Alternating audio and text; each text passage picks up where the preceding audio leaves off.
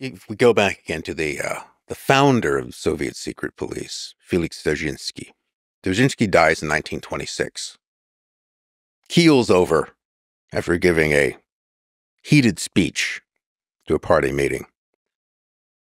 Now, the common view, what you usually read, which was key for the time, is that, clearly Stalin had him whacked because anytime someone died, it was almost always it.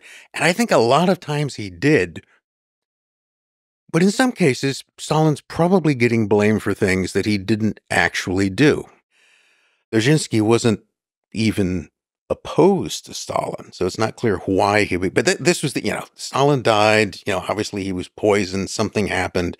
It was an unnatural death. Somebody goes in for an operation, gets a little too much anesthesia. Stalin killed them. Somebody tips over in a canoe in upstate New York. Stalin killed them. There's actually a case about that. So that itself can be kind of useful, where every time someone dies, they think you killed them. That's kind of an interesting method of intimidation in that regard. But the suspicion is nonetheless there. Dzerzhinsky he was the Grand Inquisitor. He was seemingly firmly in control of the organization. Of course, maybe he wasn't. Maybe he was. My guess would be is that if Dzerzhinsky's death was not natural causes, that he was probably eliminated by someone within his own organization. And then you look at the people who take over.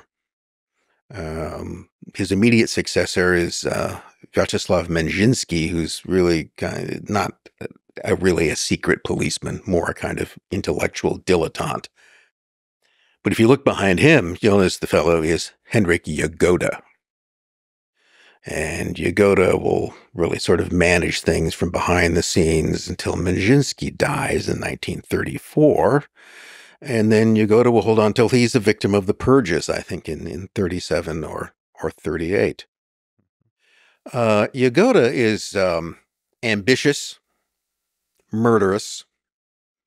And if I was going to point the finger to anybody who possibly had Dzerzhinsky whacked, it would be him.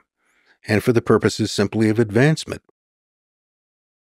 That's the person to look out at any kind of corporate organization is your immediate subordinate, the person who could move into your job, because more than likely that's exactly what they're planning to do. Yeah, just one step away from the very top. Yeah. Somebody there will probably accumulate the most power.